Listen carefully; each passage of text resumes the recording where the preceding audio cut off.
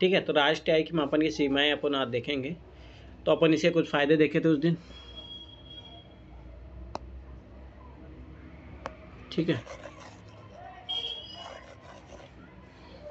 ठीक है, देखो अब राष्ट्रीय आय की मापन की सीमाएं क्या होगी, ठीक है। अब देखो, एक तो क्या है कि नेशनल इनकम जब भी अपन नापते हैं तो उसमें क्या अपन ने देखा था कि जो टोटल जीडीपी होते हैं, ठीक है, उसको अपन टोटल जो पॉपुलेशन उससे डिवाइड कर देते हैं। पर इससे क्या होता है कि स्वाभाविक सी बात है, देश में मान लो 2-3 लोग ही है जो पैसे वाले हैं, तो सारा तो उन्हीं के पास चले जाता है। रियलिटी में जो है मतलब स्वाभाविक में तो 2-3 लोगों की आय ही होती है, वो पूरे देश की आय तो होती नहीं है। तो उसके कारण जो है इश्यू रहता है, इसीलिए जो इनइक्वलिटी है वो बहुत ज़्यादा है, ठीक है। तो पहली सी कमी है कि राष्ट्रीय आय का आकलन जो है समष्टिगत मैक्रो आर्थिक गतिविधियों के मापन के लिए आवश्यक है, परंतु यह मानव विकास का सूचक नहीं है, ठीक है। इकोनॉमी में देखो हेल्प पहुंचाता है ये, ठीक है, परंतु एक चीज़ याद रखो कि ह्यूमन डेवलपमेंट इससे पता नहीं लगेगा ना। मान लो किसी व्यक्ति का मान लो एजुकेशन क्या है, अगर राष्ट्रीय आय से भाई जैसे मान लो किसी देश की राष्ट्रीय आय बहुत ज़्यादा अच्छी है, ठीक है, तो स्वाभाविक सी बात है उससे अपन आइडिया नहीं लगा सकते ना कि वहाँ का एजुकेशन कैसा है, ठीक है, लिटरेसी रेट कैसा है, ठीक है, और वहाँ का कितना ह्यूमन कैपिटल फॉर्मेशन हो पा रहा नहीं हो पा रहा है। तो उसका एक अपन अच्छा मापन नहीं कर सकते। जैसे HDI में क्या क्या आता है, ह्यूमन डेवलपमेंट इंडेक्स में, इसमें लाइफ एक्सेप्टेंसी मतलब कि कितनी जीवन प्रत्याशा कितनी है वो नहीं पता लग पाएगा अपने को, ठीक है। उसके बाद में ये सोचो कि अपने को इनका साक्षरता दर क्या है, ये नहीं पता लगेगा अपने को, ठीक है। तीसरा पॉइंट क्या होता है इसमें,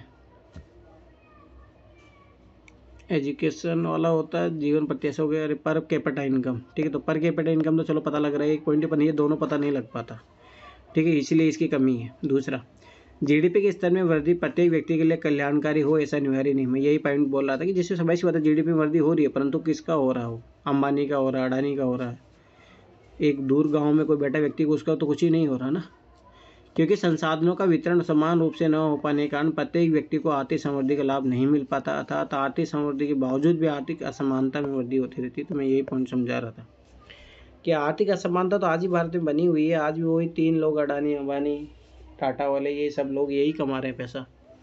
रियलिटी में जो गरीब लोग हैं उनके पास तो मंथली इनकम 5,000 रुपये भी नहीं कमा पाते, साल भर का तो मुश्किल से वो लोग 60,000 50,000 रुपये कमा पाते हैं। इतना भी तो लोवेस्ट लोग तो इससे भी खराब हालात रहता है। जीडीपी की संरचना हमेशा कल्याणकारी नहीं होती। यदि देश में सुरक्षा उपकरणों के उत्पाद में वृद्धि हो तो इससे आर्थिक समृद्धि दर तो बढ़ जाएगी, परंतु प्रत्यक्ष रूप से नागरिकों के कल्याण में कोई भी वृद्धि नहीं होती है। यद्यपि सुरक्षा उपकरणों का उत्पादन भी आवश्यक है। देखो जैसे मान लो अपन ने क्या है कि डिफेंस की इक्विपमेंट अपन खरीद रहे हैं, बजट का बहुत ज़्यादा हिस्सा वहाँ पे खर्चा कर रहे हैं, तो इससे जीडीपी तो बढ़ रही है, परंतु लोगों का वेलफेयर से डायरेक्ट रूप से तो नहीं हो रहा ना। इनडायरेक्ट वे से बोल सकते हो कि भाई बॉर्डर की रक्षा होगी तभी तो यहाँ देश में नए नए उद्योग लगेंगे, सारी चीज़ें होगी, लोगों को रोजगार मिलेगा, वो इनडायरेक्ट वे हो गया।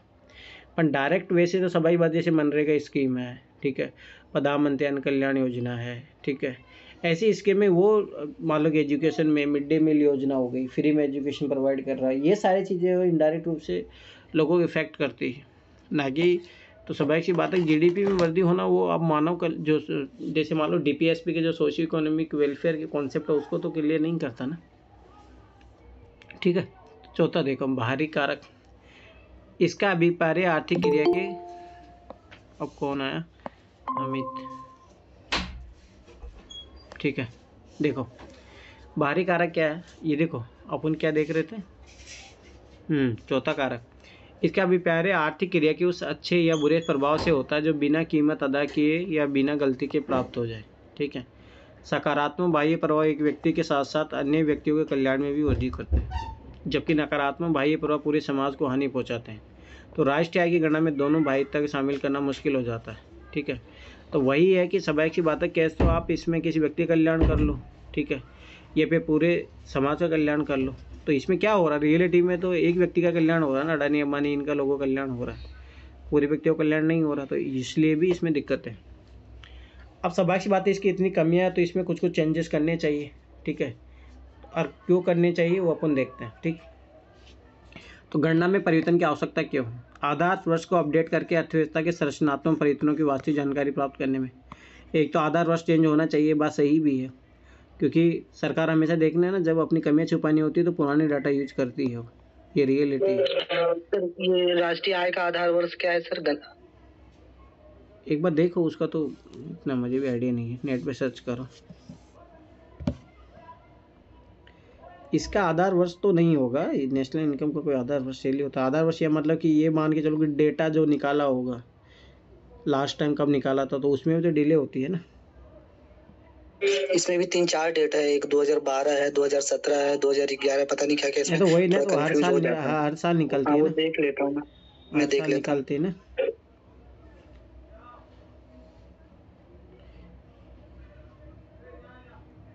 सत्रह 18 है सर, 2011-12 था, उसको बदल के 17-18 कर दिया है। विचार कर रहा है, करा भी नहीं है। अभी 2011-12 है। हाँ 11-12 ठीक है, तो वो चीज़ याद रखना। तो सबाई सी बात है, अब 11-12 सोचो कितने 12 साल आगे आ गए, तो भाई अब सबाई सी बात है 2020-21 करो, तो इतना पुराना डाटा लेने के तो वास्तविक स्थिति का पता नहीं लगता ना। तो पहला चेंज ये होना चाहिए, ठीक है। यूएनएसए ने 2008 मतलब United nation system of national accounting की सिफारिशों को लागू करना, जिसमें अंतर्राष्ट्रीय मानकों को लागू करने की बात कही गई। सबाई सी बात है, कब जब ग्लोबलाइजेशन हो चुका है तो सबाई सी बात है हर चीज़ों में ग्लोबलाइजेशन होना चाहिए ना। अपन क्या चाहते हैं कि जैसे मान लो कि वेस्टर्नाइजेशन अपन चाहते हैं, थॉट अब कपड़ों में आ जाए अपन थॉट में नहीं आए, वो गलत है ना।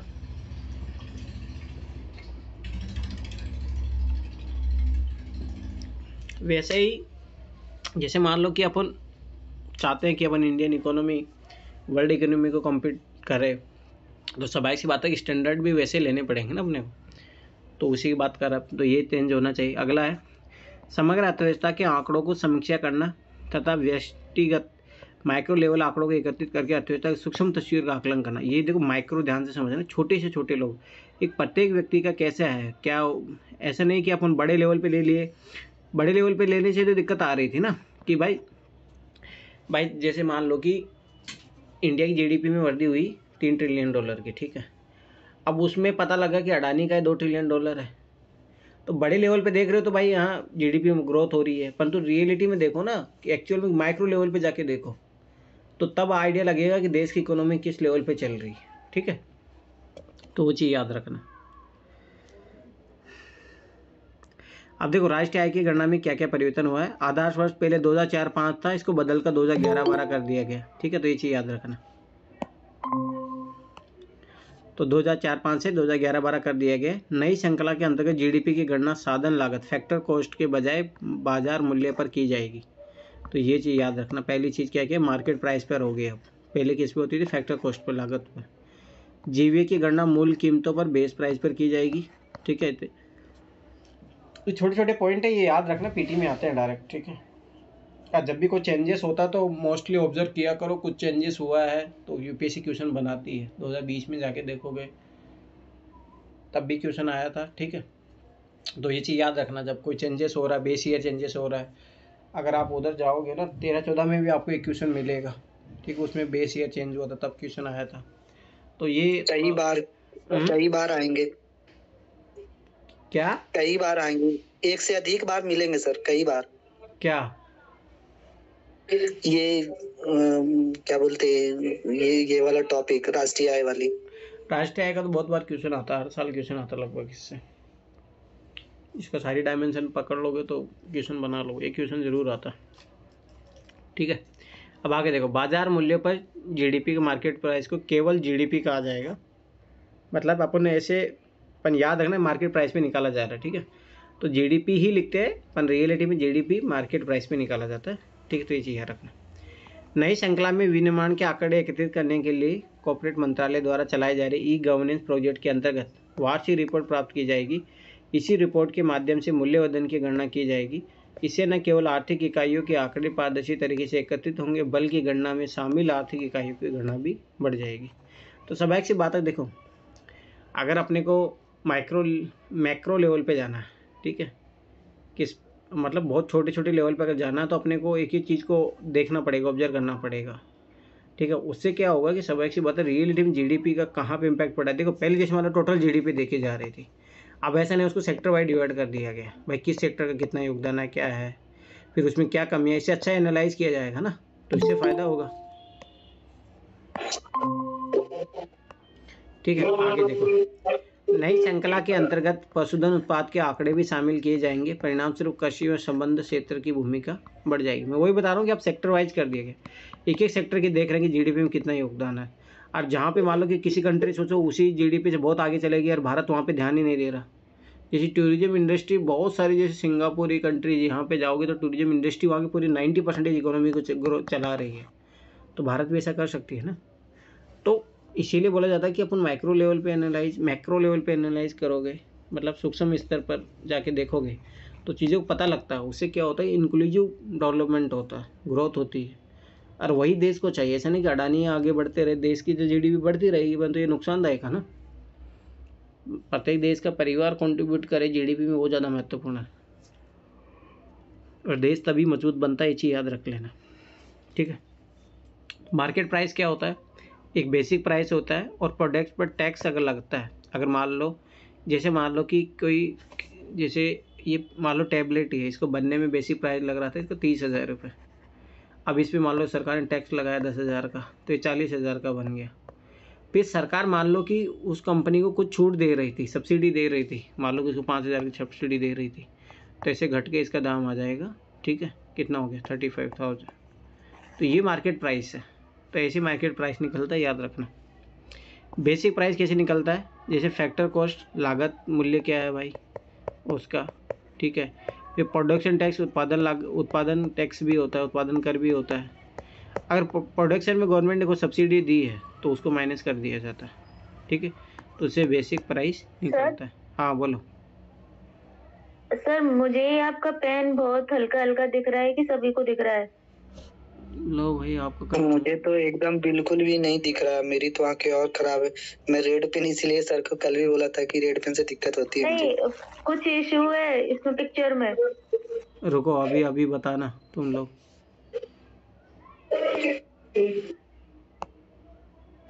रुको एक मिनट। आप बताओ, अब दिख रहा है अच्छे से? हाँ सर, अभी दिख रहा है। अरे तुम लोग उधर टी क्लास में बोलते हो ना, तो ये वही पेन था वो। रुको एक मिनट, इसका एक बड़ा गोला करने दो। ठीक है, इधर देखो, लव ब्लू पेन यूज करता हूँ। ठीक है, अब आओ इधर। ठीक है, यहाँ पे आ गए थे, अब इधर देखो। अब देखो, प्रोडक्शन टैक्स जो होता है, ठीक है, जैसे प्रोडक्शन टैक्स होता है वो हाउस टैक्स भी कहलाता है। ठीक है, एक मिनट को इसको बड़ा करने दो। ठीक है, प्रोडक्शन टैक्स देखो किस किस टाइप के हो सकते हैं। जैसे मान लो कि हाउस टैक्स है, या प्रोडक्शन सब्सिडी मान लो कि विद्युत पे सरकार देती है, रेलवे सब्सिडी देती है। मान लो प्रोडक्ट टैक्स जीएसटी लगता है, और प्रोडक्ट सब्सिडी जैसे खाद्य सब्सिडी सरकार देती है। ठीक है, तो यहाँ पे जो सब्सिडी है उसकी बात कर रहे हैं। ठीक है, तो वो चीज़ याद रखना। अब देखो, ये बहुत इंपॉर्टेंट है, लगभग हर साल क्वेश्चन बनता है इससे। छोटे मोटे एग्जामों में तो जैसे दोगे ना तो वहाँ हर साल आता है। अब देखो, जीडीपी तथा जीओए में क्या संबंध है। ये है ग्रॉस डोमेस्टिक प्रोडक्शन। ठीक है, ये ग्रॉस क्या होगा, वैल्यू एडिशन। हाँ, वैल्यू एडिशन है, ग्रॉस वैल्यू एडिशन। ठीक है, जो एक तरीके का लगता है ना, वही। अब देखो, जीडीपी क्या होता है, मार्केट प्राइस पे अपन निकालते हैं। तो ये क्या होता है, ध्यान समझना। जीवीए एट ए बेसिक प्राइस, जीवीए जो होता है बेसिक प्राइस, उसका प्लस प्रोडक्ट टैक्स, फिर उसमें से माइनस प्रोडक्ट सब्सिडी। अब देखो, मैं फिर बता रहा हूँ कि वो यूपीएससी, जैसे मान लो पीसीएस एग्जाम में क्या होता है, फॉर्मूला पूछ लेता है। यूपीएससी ये नहीं पूछेगा, यूपीएससी इस फॉर्मूले की एक भाषा बनाएगा और उसके अकॉर्डिंग पूछता है। तो हमेशा एक चीज़ याद रखना, ये समझना। ठीक है, अब जैसे मान लो कि व्यक्तिगत आय क्या होती है। व्यक्तिगत आय परिवार को सभी स्रोतों से प्राप्त आय का कुल योग है, यद्यपि यह राष्ट्रीय आय की तुलना में संकीर्ण है। व्यक्तिगत आय के अंतर्गत कारक आय तथा स्थानांतरण आय दोनों है, जो आयकर भुगतान करने से पूर्व की है। जैसे मान लो किसी व्यक्ति को 50,000 रुपये सैलरी मिला, ठीक है, तो इसकी फैक्टर कॉस्ट होगी, जो भी इसने मेहनत किया उसके बदले ही मिला। अब इसमें से कुछ टैक्स कटेगा, ठीक है, तो वो सारी चीज़ें होती है। ठीक, व्यक्तिगत व्यय योग्य आय, अब सवाल बात है, इसमें से 50,000 में से 5,000 का टैक्स दे दिया, कितना बचा, 45,000। तो ये है जो कंजम्पशन करने योग्य है। ठीक है, यह व्यक्तिगत आय का हिस्सा है जो परिवार द्वारा अपनी इच्छा अनुसार खर्च या बचत में प्रयोग किया जा सकता है। व्यक्तिगत आय में से विभिन्न प्रकार के कर व शुल्क को हटाकर व्यक्तिगत व्यय योग्य आय की गणना की जाती है।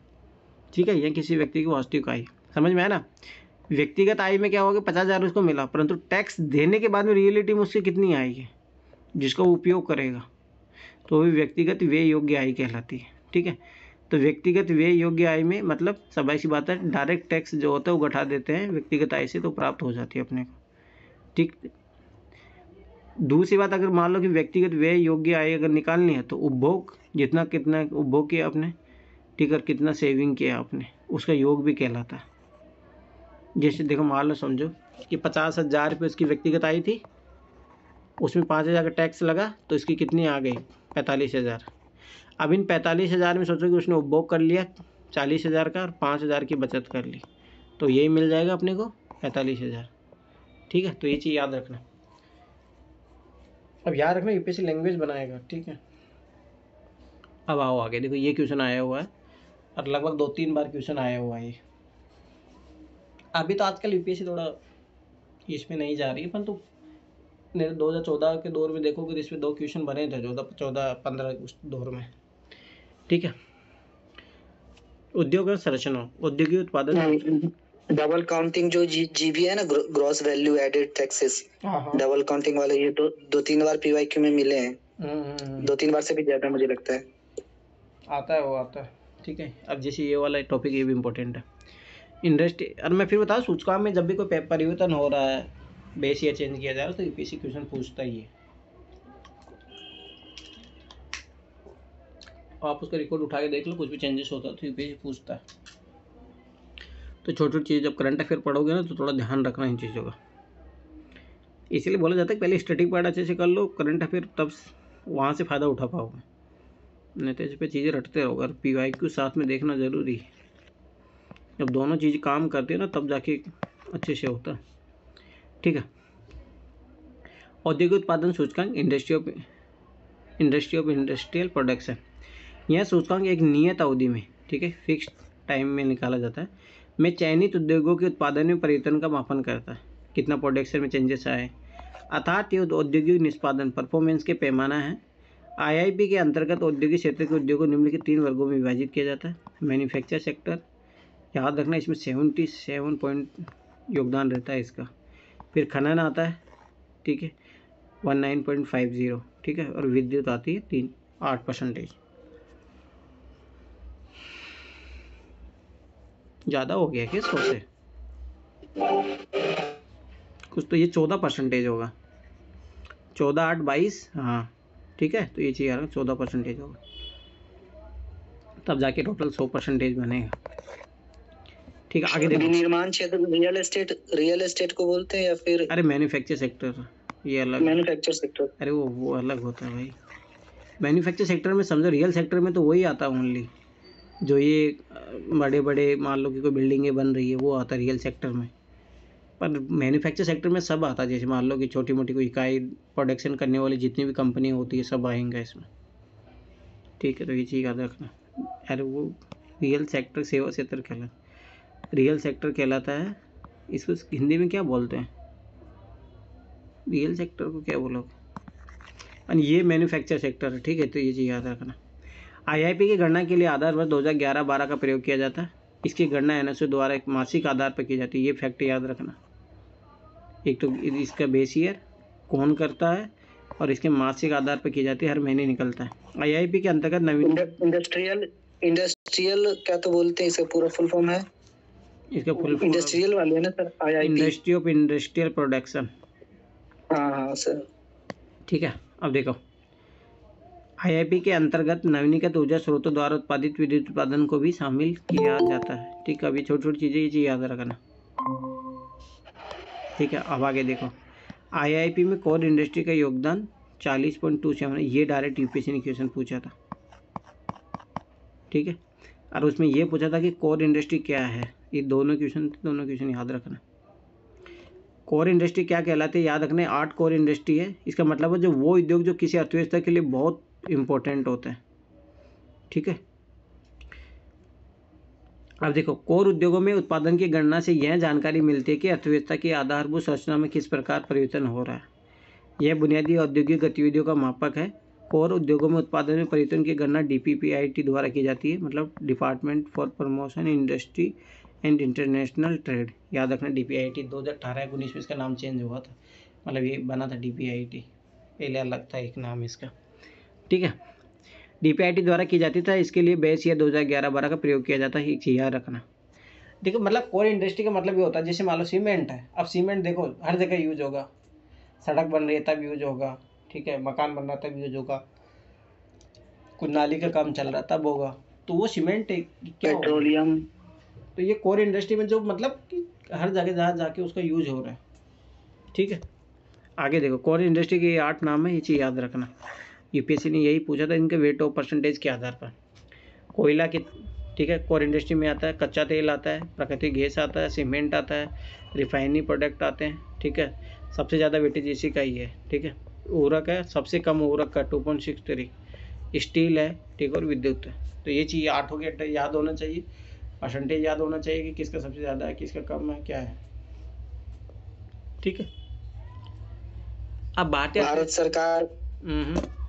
सरकार रूड ऑयल कच्चे तेल को खरीदती है और इंडिया उसको रिफाइन करके अलग अलग छोटे छोटे कंट्रियों को बेचती है, उससे बहुत ज्यादा प्रॉफिट होता है। अरे रिफाइन करके बेचती नहीं है उसको, उसके जो देखो समझो, जैसे क्या होता है जो कच्चा, देखो मेरे जूनियर उसमें काम भी करता है, तो ध्यान से समझना। तो क्या होता है, जैसे मान लो कि कच्चा ऑयल निकाल लेते हैं भारत, जैसे मान लो सऊदी अरब, यहाँ से मिडिल ईस्ट एशिया से या अफ्रीका महाद्वीप के जो कंट्रीज है, तो उसमें क्या होता है ना, जैसे कच्चा तेल मतलब जो ज़मीन से निकला वही तेल मंगा लेते हैं, उसको रिफाइन नहीं किया जाता वहाँ पे, ठीक है। तो भारत में जो फिर बहुत सारी इंडस्ट्री लगी हुई है इसी के लिए, ठीक है। तो वो क्या करती है, जो कच्चा तेल आता है उसको रिफाइन करते हैं, तो रिफाइन करते तो उसमें बहुत, देखो कच्चा ऑयल निकला है, अब कच्चा ऑयल को क्या होता है, जैसे सबसे हाई क्वालिटी होता है वो जाता है एरोप्लेन इनके लिए, फिर उनमें से उसका जो बाय प्रोडक्ट होता है उसको गर्म किया जाता है, ठीक है। उसमें से फिर जो है नॉर्मल पेट्रोल डीजल ये सब बनता है, ठीक है। फिर उसके बाद में और ज़्यादा उनको गर्म किया जाता है, प्रोसेस से गुजारा जाता है, तो बहुत सारी चीज़ें जो है ये मतलब जो आजकल तुम क्रीमें देखते हो, ये ग्लिसरीन, ये सब वहाँ से निकलते हैं। तो ऐसे करके बहुत सारे बाय प्रोडक्ट निकलते हैं उस कच्चे तेल से। तो रिफाइन करने मतलब ये नहीं कि रिफाइन किया उसको बेच दिया, ऐसे नहीं। तो ये बाय प्रोडक्ट जो निकलते जाते हैं उनको बेचते हैं फिर, और क्योंकि प्रोसेसिंग में भाई स्वाभाविक सी बात है कि हर कंट्री के पास इतना टेक्नोलॉजी नहीं होता, तो भारत के पास ये चीज़ें, तो फिर ये जो छोटे छोटे उससे जो बाय प्रोडक्ट बनते हैं वो पूरे विश्व में भारत बेचता है। तो ये चीज़ याद रखना, ऐसे नहीं कि जो कच्चा तेल होता है वो डायरेक्ट यूज होता है ना, उसको रिफाइन किया जाता है। वो बता रहा था कि बॉयल होता है बहुत ज़्यादा, बॉयल करने के बाद में उसमें बहुत सारे प्रोडक्ट होते हैं निकलते हैं। जो डामर देखते हो, जो जैसे सड़क वड़क बनती है वो भी वहीं से निकलती है, उसका सबसे आखिरी मटेरियल है, समझ रहे हो, जब वो जो कच्चा तेल आता है उसका सबसे ख़राब मटेरियल है ये। तो ऐसे बहुत सारी कैटेगरी में वो डिवाइड होता है, ठीक है। तो ये चीज़ याद रखना। भारतीय अर्थव्यवस्था में वी शेप की रिकवरी, ये उस टाइम कोरोना टाइम था। वी शेप रिकवरी मतलब जैसे मान लो कि कोरोना टाइम ऐसे इकोनॉमी डाउन हो गई, अब ऐसे फटाफट से बढ़ रही है, ठीक है। तो वही है बस, और कुछ नहीं। वह 2020-21 की पहली तिमाही में कोविड-19 महामारी के विस्तार को रोकने के लिए लॉकडाउन लगा दिया गया, जिससे GDP में लगभग 24% का संकुचन हुआ, मतलब गिरावट हुआ, तथा इसी वर्ष की दूसरी तिमाही में 7.5% की गिरावट देखी गई। लॉकडाउन की गति कम होने तथा आत्मनिर्भर भारत अभियान के परिणाम स्वरूप उच्च आवर्ती संकेतों में अर्थव्यवस्था के विभिन्न क्षेत्रों में वी शेप की आकृति का परीक्षण किया, जिसके प्रमाण निम्नलिखित है। वर्ष 2021-22 की वार्षिक GDP में 11% वृद्धि की संभावना है, जबकि 2020-21 में GDP में 7.7% का संकुचन हुआ था। मतलब सोचो कि माइनस में चल रहा था, अचानक से पॉजिटिव 11% चलेगा, तो वही हो गया ना, गिरावट बढ़ गई, इसे वी शेप। कोर इंडेक्स तथा IIP में होने वाला सुधार वी शेप की रिकवरी को दर्शाता है। IIP में 74.4% की ग्रोथ की संभावना। ये ऐसे भी पुराना फैक्ट हो चुका, तो इतना ज़्यादा कोई ज़रूरी नहीं है। UPSC देखो मैं फिर बता रहा हूँ कि अब समझ बातें चीज़ें, ये क्या होता है करंट अफेयर था एक तरीके से, अब ये चीज़ें बदल चुकी है। अब इसके कोर इम्पैक्ट है UPSC बस वो पूछ सकता है। आर्थिक समीक्षा के अनुसार ई-वे बिल, GST संग्रह, विद्युत खपत, रेल भाड़ा आदि की महामारी के पूर्व स्तर पर पहुंच गए हैं, जो वी शेप रिकवरी को प्रमाणित करते हैं। सरकारी उपभोग या कुल निर्यात ने जीडीपी संकुचन को कम कर दिया है तथा सकल पूंजी निर्माण एवं निजी उपभोग में होने वाला सुधार भी वी शेप रिकवरी को दर्शाता है। ये मतलब अब प्रूफ कर रहा है कि कैसे मतलब कि नहीं वी शेप रिकवरी चल रही है। कृषि क्षेत्र की संवर्धित दर महामारी के दौरान भी सकारात्मक रही, जिससे अर्थव्यवस्था की रिकवरी में सहायता मिली है। और याद करो 2020 का जो लॉकडाउन था उस टाइम सबसे ज़्यादा जो है ग्रोथ जो किया था एग्रीकल्चर ने ही किया था, क्योंकि वो सब तो उस टाइम मैन्युफैक्चर सेक्टर सब बंद थे, सर्विस सेक्टर बंद था। तो उस टाइम देश की जीडीपी कंट्रीब्यूशन इसका बढ़ गया था, इसीलिए इससे ज़्यादा अति प्रभावित होकर यूपीएससी ने क्वेश्चन भी पूछ लिया था तो परंतु वही उसको फिर हटाना पड़ा। मानव विकास रिपोर्ट, ठीक है, ह्यूमन डेवलपमेंट इंडेक्स यूपीएससी ने क्वेश्चन पूछा है, ठीक है, तो इसे याद रखना। मानव विकास का अर्थ एग्रीकल्चर सेक्टर में लॉकडाउन में 19.5% की वृद्धि थी। हाँ वही हुआ, तो दूसरी जो सेक्टर थी उसमें कुछ भी नहीं होता। सभा कहाँ हो आप आजकल? आज बहुत दिनों बाद में दिखे।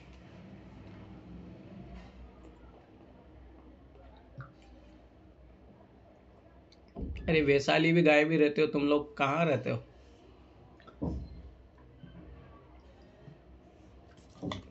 ऐसे कैसे काम चलेगा? ठीक है, अब देखो वीडियो देख लेते आपकी। वीडियो देखते हो सारे? हाँ। वो पीटी वाली क्लास जरूर देखा करो, ठीक है, उसको मिस मत करो, उसको मिस मत करो। 2024 देना है सीरियसली, तो उसको मिस मत करो। अभी क्या है ना सर, हमारे गांव में ये प्रधानमंत्री मोदी की वो मंगल विकास यात्रा योजना नहीं चल रही है गांव में, उसमें लगी है मेरी, संडे को भी छुट्टी नहीं मिलती उसमें। अच्छा, इस वजह से ठीक है, तुमको पढ़ाई भी जरूरी है ना, टाइम निकाला करो थोड़ा बहुत। कोई नहीं, वीडियो क्लास देखो, कोई इशू नहीं, ठीक है। और शबाद तुम कहाँ गायब हो? अरे सर बस पढ़ाई में ही गायब है थोड़े। तो आप पीटी में लग जाओ, बहुत टाइम हो गया। हाँ सर, मतलब परसों से शुरू कर दी सर, मेरे एग्जाम चल रहे थे ना IMA के, तो उसी में थोड़ा बिजी थी। कंप्लीट हो गया ना अब तो? हाँ कल कंप्लीट हो गया, आज से पीटी का पढ़ना शुरू कर दिया है। और सीसेट जरूर पढ़ो, ठीक है, ऐसे काम नहीं चलेगा। हाँ सर, अब पूरा प्लान बनाया है आज, तो बस। चलो बढ़िया है फिर, ठीक है। अब देखो मानव विकास रिपोर्ट यूपीएससी ने क्वेश्चन भी पूछा था, ठीक है, तो ये चीज़ याद रखना। अब देखो स्वाभाविक सी बात है कि मानव है, उसके विकास की बात चल रही है। अब मानव के विकास की बात चलेगी तो स्वाभाविक सी बात है कि उसके इंटेलेक्चुअल लेवल कितना बड़ा है, उसका IQ कितना बड़ा है। फिजिकल स्ट्रेंथ तो एक रहती है, पर सबसे ज़्यादा मेन इस पे रहता है, इसीलिए आपको लिटरेसी रेशियो, ठीक है, उसका पर कैपिटा इनकम क्या है, उसकी आयु प्रतिशत क्या है, ये सब सारी चीज़ें देखी जाती है, ठीक है। मानव विकास का अर्थ है सभी मानविक विकल्पों जैसे कि आर्थिक, सामाजिक, राजनीतिक में सभी को समान अवसर उपलब्ध कराना। यह एक व्यापक अवधारणा है जिसमें आर्थिक समृद्धि के साथ साथ मानव की मूलभूत आवश्यकता जैसे शिक्षा हो गया, स्वास्थ्य हो गया आदि को भी शामिल किया गया है। मानव विकास से यह अर्थव्यवस्था का समग्र विकास संभव है, क्योंकि मानव विकास उत्पादन का प्रमुख कारक है। 9th क्लास का पहला चैप्टर पढ़ोगे NCERT तो वहाँ पे दिया भी है। अब देखो बिना मशीनें बिना मानव के नहीं चल सकती, चाहे आर्टिफिशियल इंटेलिजेंस कुछ भी आ जाए, भाई आर्टिफिशियल इंटेलिजेंस को बनाने वाला भी मानव ही है। तो ये प्रोडक्शन जो भी कोई चीज़ हो रहा हो उसका सबसे मेन जो है फैक्टर है। तो इसके बिना किसी भी देश का अर्थव्यवस्था का समग्र विकास नहीं हो सकता। इसीलिए जरूरी है कि ह्यूमन डेवलपमेंट पे अपन ध्यान दें। अंतर्राष्ट्रीय स्तर पर मानव विकास का मापन करने तथा इस आधार पर विभिन्न अर्थव्यवस्थाओं को मध्य तुलना करने के लिए मानव विकास रिपोर्ट की तैयार की जाती है। इसकी शुरुआत 1990 में UNDP द्वारा की गई थी, याद रखना ये चीज़, यूपीएससी ने क्वेश्चन पूछा था। इनके अंतर्गत HDI के आधार पर विभिन्न देशों में HDI की स्थिति का मापन किया जाता है। इसकी खोज पाकिस्तानी अर्थशास्त्री महबूब उल हक तथा भारतीय अर्थशास्त्री अमर्त्य सेन द्वारा की गई थी। यह सूचकांक किसी भी देश में मानव विकास के संदर्भ में मूलभूत आयामों को मापन करता है। प्रत्येक देश को HDI वैल्यू को आवंटित कर दी जाती है। HDI का मान 0 से 1 होता है, ये भी चीज़ याद रखना, छोटे मोटे एग्जाम में डायरेक्ट पूछा जाता है। तथा इस मान के आधार पर विभिन्न देशों की रैंकिंग निर्धारित की जाती है। HDI का मापन निम्नलिखित 3 आयामों के आधार पर किया जाता है। ये क्या था सर, ये प्रत्येक देश को HDI वाले क्या बोला सर? प्रत्येक देश में HDI वैल्यू आवंटित कर दी जाती है। भाई स्वाभाविक सी बात है, जैसे भारत को कितना मिला है 1 में से, अगर मान लो कि स्वाभाविक सी बात है 0 के यहाँ है तो भारत की स्थिति खराब है, अगर इधर होगी तो अच्छी होगी। ठीक है। अब देखो HDI के आयाम 3 होते हैं। एक होता है दीर्घ व स्वस्थ जीवन की, ठीक है। दूसरा है नॉलेज, ठीक है। थर्ड है जीवन स्तर कैसा है। तो दीर्घ व स्वस्थ जीवन के लिए देखा जाता है जन्म के समय या जीवन के समय, मतलब जीवन प्रत्याशा देखी जाती है। ज्ञान को लेकर देखा जाता है स्कूल में बिताए जाने वाले संभावित वर्ष, स्कूल में बिताई गई औसत वर्ष, याद रखना है चीज़। और जीवन स्तर के लिए देखा जाता है उसका ग्रॉस नेशनल इनकम, ठीक है। तो ये चीज़ याद रखना, ये तीनों चीज़ें हैं, यूपीएससी ने पूछा था क्वेश्चन, ठीक है। तो ये चीज़ याद रखना। या फिर कोई इस टाइप का कोई नया इंडेक्स निकल के आ रहा है तो वो भी याद रखना, जैसे मल्टी डायमेंशनल पॉवर्टी इंडेक्स है, ये भी यूपीएससी ने क्वेश्चन पूछा। तो ये चीज़ें माइंड में ज़रूर रखना कि वो किस टाइप की क्वेश्चन पूछ रहा है, नया को जनरेट होकर नया आया है कोई करंट अफेयर में, थोड़ा अच्छे से ऑब्जर्व करो। जैसे भूटान का हैप्पीनेस इंडेक्स, तो ये नए नए कॉन्सेप्ट अगर कोई निकल के आ रहा तो थोड़ा ऑब्जर्व किया करो। मानव विकास सूचकांक के द्वारा असमानता में वृद्धि की गणना नहीं हो पाती थी, अर्थात HDI के मान में सुधार के बावजूद भी विभिन्न देशों में व्याप्त असमानता में कमी नहीं हो पाती, क्योंकि HDI औसतन मानवीय विकास की जानकारी मिलती। अतः मानव विकास रिपोर्ट 2010 के अंतर्गत HDI की शुरुआत की गई थी। याद रखना 2010 से शुरुआत की गई थी इसके। अब अगला है inequality adjustment human development index, असमानता समायोजित मानव विकास सूचकांक। अब इसमें क्या था, यही कमी थी, असमानता पता नहीं लगता था। अब इस वाले में यही किया गया है। यह सूचकांक देश में HDI के 3 आयामों के अंतर्गत व्याप्त असमानता को जानकारी देता है। यदि किसी देश में तीनों आयामों में संबंधित कोई असमानता न हो तो IHDI का मान HDI के मान के बराबर होगा। यदि असमानता में वृद्धि हो तो IHDI के मान में कमी आने लग जाएगी, ठीक है। तो ये चीज़ याद रखना। अगला है PSDI, प्लेनेटरी प्रेशर HDI, ठीक है। इसमें क्या होगा, मानव विकास रिपोर्ट 2020 के अंतर्गत PSDI का प्रस्ताव रखा गया। यह सूचकांक ग्रह पर होने वाले विभिन्न दबावों को समायोजित करके मानव विकास सूचकांक की गणना करता है। वर्तमान परिस्थिति में जब जैव विविधता की हानि होती है, जलवायु परिवर्तन, भू रासायनिक, पीने योग्य पानी की कम उपलब्धता आदि के कारण भी मानव विकास प्रभावित हो रहा है। विभिन्न देशों में CO2 उत्सर्जन की मात्रा तथा पर्यावरण पर होने वाले विभिन्न प्रभावों को ध्यान में रखते हुए PSDI की गणना की जाती है। इस सूचकांक में रैंकिंग घटने का तात्पर्य कि मानव विकास को बढ़ावा देने के लिए पर्यावरण को अधिक नुकसान पहुंचाया जा रहा है, ठीक है। तो ये है कि एनवायरनमेंट के आधार पर है, ये मेंस के आंसर राइटिंग में आप इसका यूज़ कर सकते हो, ठीक है। तो ये चीज़ याद रखना, ये वाला है, ये इकोनॉमिक्स में यूज़ कर सकते हो आप। ह्यूमन डेवलपमेंट इंडेक्स में क्या क्या बोलते हैं कि कितना दबाव है वहाँ के लोगों पे, ये बताना चाह रहे हैं क्या? अरे मतलब देखो, जैसे HDI है, ठीक है, ह्यूमन डेवलपमेंट इंडेक्स है, तो उसको लेके जो है वहाँ की एनवायरनमेंट को कितना नुकसान पहुँचाया जा रहा है तो वो निकाला जाता है। जैसे मान लो कि HDI तो अच्छा है किसी देश का, परंतु इसने इन्वायरमेंट को नुकसान पहुँचा के किया है, वहाँ के HDI को बढ़ावा दिया है, तो वो खतरनाक है ना, तो उस आधार पर देखा जाता है, ठीक है। तो ये चीज़ याद रखना। अब आगे देखो, सकल राष्ट्रीय खुशहाली सूचकांक में यही बहुत बता रहा था, भूटान का हैप्पीनेस इंडेक्स, यह किसी देश की जनता के मध्य खुशहाली का पैमाना है। हैप्पीनेस इस भूटान द्वारा 1970 के दशक में GDP के विकल्प के रूप में प्रारंभ किया गया था। ये विचारधारा आर्थिक संकेतों के साथ साथ नागरिकों के जीवन स्तर की गुणवत्ता पर बल देती है। इसके निम्नलिखित आयाम है। इसमें क्या क्या देखा जाता है, सतत और समावेशी सामाजिक आर्थिक विकास, मतलब ऐसा नहीं एक व्यक्ति के लिए नहीं, सबके लिए होना चाहिए सामाजिक आर्थिक विकास। सुशासन होना चाहिए, गुड गवर्नेंस होना चाहिए, प्राकृतिक और पर्यावरण का संरक्षण होना चाहिए, सांस्कृतिक मूल्य संवर्धन होना, बहुत इंपॉर्टेंट चीज़ है। मैं इसमें डायरेक्ट कोर्स कर सकते हो, क्योंकि देखो इसमें सब चीज़ों को बढ़ावा दिया गया है, इन्वायरमेंट का ध्यान रखा गया है, गुड गवर्नेंस भी होना चाहिए, इक्वलिटी भी होना चाहिए, तो ये बहुत इंपॉर्टेंट है, सस्टेनेबल होना चाहिए। तो ये चारों पॉइंट इसके बहुत अच्छे हैं, ठीक है। अब ये नया टॉपिक है, ठीक है। याद रखना इस नए टॉपिक से लगभग पीटी में हमेशा एक क्वेश्चन मिलेगा और मेंस में आपको एक क्वेश्चन ज़रूर मिलेगा। जैसे BOP है, ये तीनों के तीनों टॉपिक इम्पोर्टेंट है, ठीक है। तो ये चीज़ याद रखना, ठीक है। इसको कल पढ़ेंगे, सारा एक नया टॉपिक है और मैं फिर बता रहा हूँ पीटी में हमेशा क्वेश्चन आता है, हमेशा, ये चीज़ याद रख ले, इसलिए हमेशा क्वेश्चन आता है। तो इसको कल कंप्लीट करेंगे इस सारे टॉपिक को, क्योंकि बहुत इंपॉर्टेंट है ये, ठीक है, कोई डाउट हो तो पूछो। कोई डाउट है? तो इसके क्या बोलते इकोनॉमिक्स वाले जो PYQ है ना सर, उसमें थोड़ी ज्यादा ही दिक्कत है। क्या ज्यादा दिक्कत है? क्योंकि ऐसे आम भाषा में तो समझना आसान लगता है मुझे, जैसे मैंने आम भाषा में पढ़ा है वो तो मैं समझता हूँ, लेकिन जैसे PYQ पे जाता हूँ। इंग्लिश पढ़ा करो।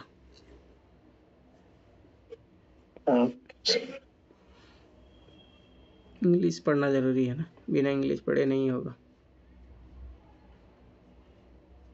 और मैं फिर बता रहा हूँ, इकोनॉमी, साइंस तो एनवायरमेंट, इकोलॉजी, इंग्लिश पढ़ना ही पड़ेगा इस क्वेश्चनों के लिए, नहीं समझ में आते। नहीं तो मेरा 2021 में PT नहीं हुआ था, उसका रीज़न यही था, क्योंकि मेरे 3-4 गलत हुए थे। एक इन्वायरमेंट वाला था, 2-3 इकोनॉमी वाले थे, और जो ओनली कॉन्सेप्ट नहीं, वहाँ पे इंग्लिश के वर्ड हिंदी में ऐसा गंदा ट्रांसलेशन दिया होता। मैं फिर बता रहा हूँ, बात ये ना कि अभी अपने को इतना नहीं लगता, और जब एग्ज़ाम 1-2 क्वेश्चनों से फेल होते हैं ना, तब पता लगता है। 2021 में मेरा अगर 2 क्वेश्चन भी सही हो जाते, मेरा कट ऑफ निकल जाता, तो ये फ़र्क पड़ता है। तो अभी से चीज़ों को ध्यान देके चलो, करो प्रैक्टिस इंग्लिश में साथ के साथ पढ़ने के। जैसे मैं भी क्वेश्चन सोल्व करवाता हूँ, तो मैं भी तो पढ़ता हूँ ना इसमें इंग्लिश में, जहाँ ज़रूरत पड़ती है, और पढ़ना ही पड़ेगा। मुझे कभी कभी लगता है ना सर कि जो मैंने पढ़ा है और PYQ में बहुत विरोधाभास, खुद को एकदम तो विरोध करने लग जाते हैं। यही होता है, क्योंकि बिना PYQ देख के पढ़ाई मुझे मालूम है कि कॉन्सेप्ट ये सही है, उसमें टिक मारो, वही गलत हो जाते हैं। बिना PYQ देख के पढ़ाई करोगे तो यही होगा ना। इसलिए तो मैं बोलता हूँ 50% भी तैयारी नहीं होती अगर बिना PYQ की तैयारी करोगे तो। इसलिए मेरी तैयारी शुरू भी वहीं से होगी और एंड भी वहीं होगी। मैं तुम लोगों को PT वाला कोर्स ऐसे ही कराऊंगा, शुरू भी वहीं से करूँगा, एंड भी वहीं से करूँगा, और वही कर। जैसे आपने वो जाइलम वाला बताया था ना, जाइलम वाला जो पेड़ की जड़ें कट जाने के बाद पेड़ डैमेज हो जाता है, सूख जाता है, तो इसका मैंने स्टेट PCMs में एक्सप्लेनेशन देखा है कि जो छाल उनकी काट दी जाती है ना, तो वो जाइलम होता है, जो छाल होता है ना उसको जाइलम बोलते हैं, और वो जाइलम ही पानी ले जाने का काम करती है ऊपर तक, समझे। और यहाँ पता नहीं कौन, यहाँ क्वेश्चन क्या पूछ रहा था ये भी नहीं पता था, मैं तो यही मार्क दिया था। तो मुझे क्वेश्चन जैसे ही देखा वो A=B, B=C, तो A=C, जैसे ही देखा कि अच्छा यही वाली इजी वाली लगा, यही मार दो, वही गलत कॉन्सेप्ट जैसे लगा गलत। ऐसे नहीं होता ना। ठीक है, तो अब मैं फिर बता रहा हूँ PYQ पे R&D करते चलो। अब तो एटलीस्ट लापरवाही मत करो, साल भर 5-6 महीने लापरवाही किए थे, अब मत करो। अब टाइम अगर आप ख़राब कर दिए टाइम तो कुछ ही नहीं होगा, मैं फिर बता रहा हूँ। साथ ही साथ करते चलो R&D, और जो ट्रिक मैं सिखाते जा रहा हूँ सीखते चलो, निकल जाएगा PT।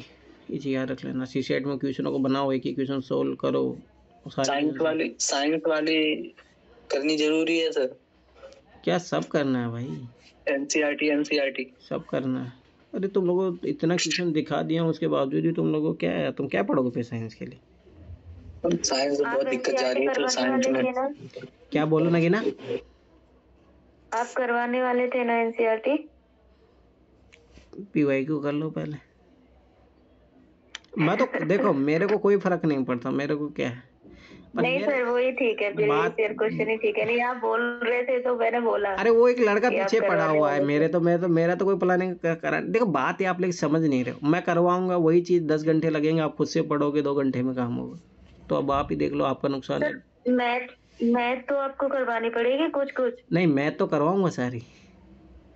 अरे जहाँ मुझे पता है कि तुम लोग फंसोगे वो मैं करवा दूंगा, काहे टेंशन ले रहे।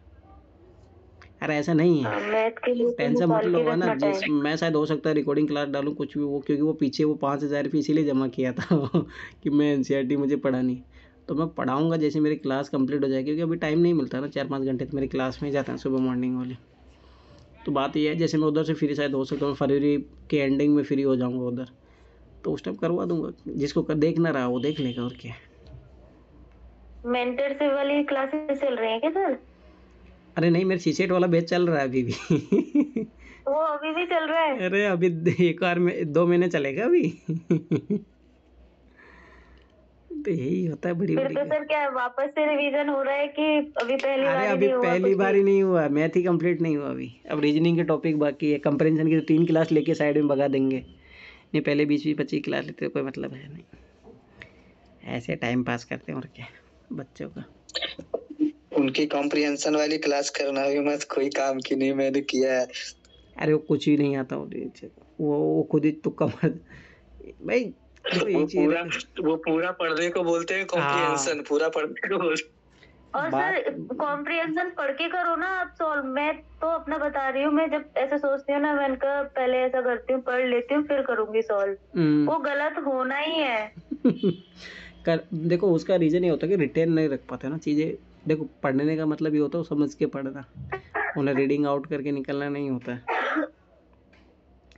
ठीक है, परंतु मेरा वो तरीका वो अपनाओ, एलिमिनेशन करोगे भाई। मैं जैसे एलिमिनेशन से निकलते हैं सर कॉम्प्रिहेंशन में ज्यादातर क्वेश्चन। उसको बोलते हैं, देखो उसका अप्रोच को देखो, लोग है ना, मतलब यही चीज़ें हैं। उसको रिडक्शन मेथड भी बोलते हैं, ठीक है, रिड्यूस मेथड बोलते हैं। जैसे मान लो 4 ऑप्शन है, तो सबसे पहले ट्राई ये करो कि 4 में से आप कितने हटा सकते हो। तो बहुत बार ऐसा होगा कि 3 हट जाएंगे, आंसर आ जाएगा। बहुत बार ऐसा होगा 2 हटेंगे, 2 रह जाएंगे, ठीक है। तो ये टेक्निक सबसे बेस्ट है और यही अप्लाई करनी चाहिए एग्जाम में, इसी से सक्सेसफुल होते हैं। याद रख लेना, जीएस में भी यही लगता है, सीसेट में भी यही लगता है। और मैं तुम्हें ना आखिरी में सिखाऊंगा मैथ वाली चीज़ों में भी मैथ वाले क्वेश्चनों में भी लगती है और वो हर साल लगती है, पर मैं अभी नहीं बताऊंगा, अभी पहले मेहनत कर लो। इतने माइन्यूट लेवल पे चीज़ें हैं ना, आंसर आएंगे वो मैं बताऊंगा, परंतु लास्ट में, अभी ज़रूरत नहीं है उसकी। पर तुम लोग क्या होते हैं ना, इजी वे होता है ना, उसको सबसे पहले चूज़ करते हो, वो बहुत गलत तरीका है भाई। वो ऐसे यूज़ करो जब अब इमरजेंसी आ गई, अब कुछ बचिया नहीं है अपने को, 5 मान लो कि 10 क्वेश्चन है, अब उसमें से मान लो मैंने जो तरीका बताऊंगा उसमें से मान लो 5 क्वेश्चन भी सही हो जाए, 5 गलत भी होगी तो कोई फ़ायदा नहीं। 3 मतलब फ़ायदा है कि 3 क्वेश्चन सही हो जाएंगे, 3 मतलब 7.5 नंबर सीसेट में फ़ायदा होता है। रुको देखो मैं एक क्वेश्चन बताता हूँ तुम लोगों को ना, वो टेक्निक है मेरे पास, ऐसे नहीं, मैं भी अप्लाई करता हूँ। सर पैसेज वाले में आपके कितने क्वेश्चन सही हुए थे सर, कुछ आइडिया है? पैसेज मेरे ज़्यादा नहीं हुए थे, पर मैं 15-20 मिनट में कर देता हूँ, मेरे 17 सही हो जाते हैं, 17। पर इतने मेरा मानना कि और ज़्यादा सही होने चाहिए। पर मेरा बताओ ना, मेरे जो गलत हुए थे, मेरा 2 ऑप्शन छांटने के बाद गलत हो रहे, तो मैं आपकी बार कुछ नया टेक्निक से करवाऊंगा, आपकी बार नई टेक्निक से करवाऊंगा, ठीक है। देखो मैं अभी कुछ चीज़ सिखा रहा हूँ, वो चीज़ ध्यान से समझना। ऐसा नहीं जैसे अभी मैं अब करता हूँ ना, मैं एक नई टेक्निक अप्रोच सीखा हूँ, तो उसमें मेरे जैसे 10 में से अभी ये दृष्टि मेंटरशिप वाला टेस्ट हुआ था, 10 में से 9 सही हो गए थे, मैं कर लेता हूँ पैसेज। हाँ, उसी मेथड से, उसी तरीके से जैसे आपने किया था। उसमें एक और मेथड में ऐड किया हूँ, वो मैं बताऊँगा अभी नहीं, वो करवाऊँगा, जब मैं करवाऊँगा तब बताऊँगा, ठीक है। अभी तो देखो मैं कुछ चीज़ें बता रहा हूँ, ठीक है। मैं एक वो दे रहा हूँ आपको बस, है ना। क्या हो गया, एक हिंट दे रहा हूँ कि ऐसे कुछ कुछ क्वेश्चनों का आंसर आएगा, जब लास्ट में मान लो कि तुम लोगों को क्वेश्चन नहीं आ रहा तो क्या करना है। वो हर में नहीं लगेगा, परंतु कहाँ लगता है वो मैं बताता हूँ। चलो ठीक है, यहाँ पे भी लगता है, ऐसा कुछ नहीं है। देखो सुनो, जैसे है ना, कभी कभी देखना जब इस टाइप के क्वेश्चन आएगा ना, देखो ये क्वेश्चन मान लो ना, चल जाओ भाई, देखो ये क्वेश्चन है 28293031। अब देखो ना, कभी कभी क्या होगा ना, इस एग्ज़ाम में तो फिर भी थोड़ा यूपीएससी ऐसा रहता है, नहीं तो जो छोटे मोटे एग्जाम है वो दिमाग नहीं लगाते ज़्यादा ऑप्शन बनाने में। तो ये ध्यान रखना, जैसे मान लो कि यहाँ 2 है, यहाँ 2 है, यहाँ 3 है, 3 है। कुछ एग्जामों में क्या होता है, जैसे 2 3 3 3 3 मिलेगा आपको, है ना, तो वहाँ पे सीधे से पता लग जाता है कि भाई इन तीनों में से आंसर है। वो मैं बताऊँगा कैसे कैसे लगता है, वो लगता है, और यूपीएससी में भी लगता है। मेरे आरएस में जब 2021 वाला आरएस वाला एग्ज़ाम होता है तो मैंने ऐसे ही किया था उसमें, तो उसमें मेरे 20 में से 18 क्वेश्चन सही थे, जो रीजनिंग मैथ के क्वेश्चन आते हैं। तो वो अप्रोच में सिखाऊंगा, परंतु यूपीएससी में है ना, हर क्वेश्चन में नहीं लगती हो, पर कुछ क्वेश्चनों में लगती है। रुको मैं एक बता रहा हूँ, एक क्वेश्चन जैसे इस टाइप के क्वेश्चन में भी लगेगी, वो मैं सिखाऊंगा उस टाइम, ठीक है। पर लगती है वो चीज़, लगती है कि इसमें भी आंसर निकाले जा सकते हैं। अब ये देखो, सुनो ये वाला इस टाइप के क्वेश्चनों में यूपीएससी में 100% तो ज़्यादा बोल दूंगा मैं, 90% केस में लगेगी। आप विश्वास नहीं हो ना, 2011 से लेकर 2023 तक लगा के देख लेना, ठीक है। ध्यान से समझना बस इस चीज़ को। ये दिया है भिन्न धनात्मक संख्या है, इसका महत्व मान क्या है, जो मैंने ऑब्जर्व किया इतने सालों से पेपर को, ठीक है। ध्यान से समझना, जब भी मैक्सिमम पूछे तो याद रखना ये मैक्सिमम कभी नहीं आएगा आंसर, ठीक। इससे जस्ट जो एक मैक्सिमम नंबर है वही आंसर है। आप ये लगा के देख लो, यही आंसर है। और उस दिन मैंने क्वेश्चन करवाया था, यही आंसर है। जब भी इस टाइप का पूछे महत्तम मान या फिर पूछे मिनिमम मान, ध्यान से समझना, तो मिनिमम जैसे ये है तो ये आंसर नहीं होगा, ये जस्ट इससे छोटा वाला होगा। ये लगा के देख लो, 90% में आंसर आएंगे। और यूपीएससी हर बार 2 या 3 क्वेश्चन ऐसा ही देती है। तो 3 क्वेश्चनों के आंसर जब नहीं भी आ रहा हो तब भी क्या कर सकते हो, वो मैं ट्रिक बता दूंगा। परंतु मैं फिर बार बार बता रहा हूँ कि ये इजी वे है, इसको मत सीखो अभी पहले मेहनत है, टाइम है, सीख लो। पर मैं लिख के दे रहा हूँ, ये क्वेश्चन है ना। अभी देखो, मैं ऐसे तुम्हें लोगों को ना 2011 से लेकर 2023 तक है ना, जब लास्ट में हम मार्च अप्रैल में जब करेंगे ना अपन, उस टाइम सिखाऊंगा। पर मैं फिर बार बार बता रहा हूँ, इससे पहले ही इतना सीख ही लो इस क्वेश्चन को सोल्व करना ज़्यादा बढ़िया। पर हाँ, कभी कभी क्या होता है ना कि एग्जाम में जब अपन फंस रहे हैं, 1-2 क्वेश्चन लग रहा है कि आपको डर है, तो इस टाइप से खेल लेना चाहिए। जैसे देखो, इसका आंसर आ गया 225। अभी आगे बताओ, एक और बता रहा हूँ, रुक जाओ। अरे हर साल आते हैं 2-3 क्वेश्चन, हर साल आते हैं। अपन समझो यूपीएससी में कब लगाना है, जब महत्तम मान पूछ रहा है, मिनिमम पूछ रहा है, उस टाइम लगाना है। और वो लगता है। अभी और बताता हूँ आपको क्वेश्चन, ये ट्रिक है, समझ में है, मैथ का ट्रिक है ये वाले। अगर मैं ट्रिक बता दूंगा कोई भी गलत नहीं होगा, नहीं आता क्वेश्चन तब भी सही हो जाएगा, टेंशन मत लो। ये वाला भी मैं बता दूंगा, इसके भी ट्रिक है, ठीक है। अभी रुक जाओ, एक और क्वेश्चन मैं करवा देता हूँ।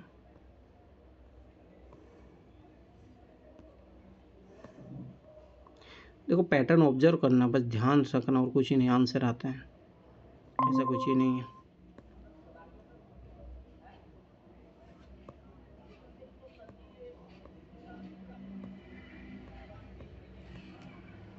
एक और क्वेश्चन था, रुको एक मिनट देखते हैं। ये क्वेश्चन कर लेना, ये क्वेश्चन मैं फिर बार बार बता रहा हूँ, 6 से 8 क्वेश्चन आएंगे 2024 में, 6 से 8 क्वेश्चन डाटा सफिशिएंसी वाले। ये समझ के कर लेना, बहुत इम्पोर्टेंट है, इसी से पास हो जाओगे।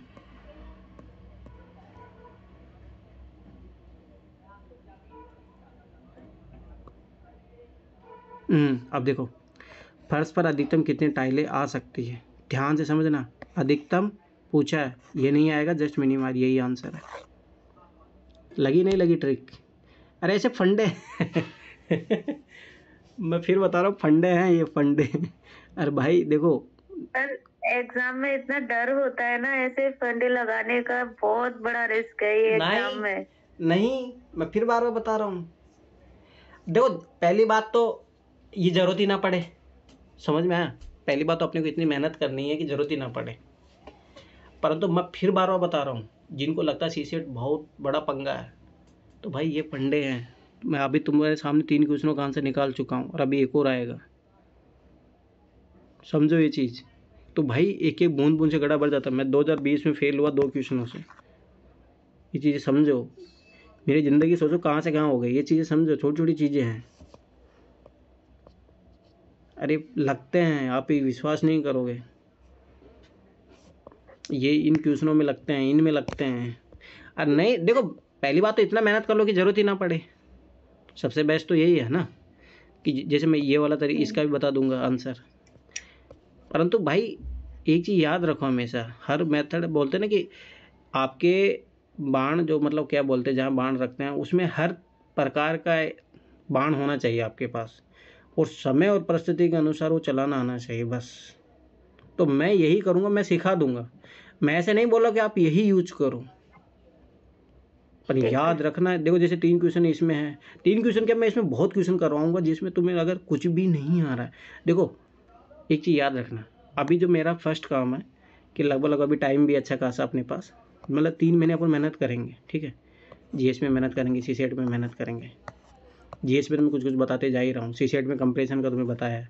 इस पर रीजनिंग मैथ में बच्चों का, क्योंकि बिना रीजनिंग मैथ के नहीं होगा, तो मुझे भाई बच्चों को पास करवाना, तो मैं तो कुछ तो फंडे बताऊँगा ही ना।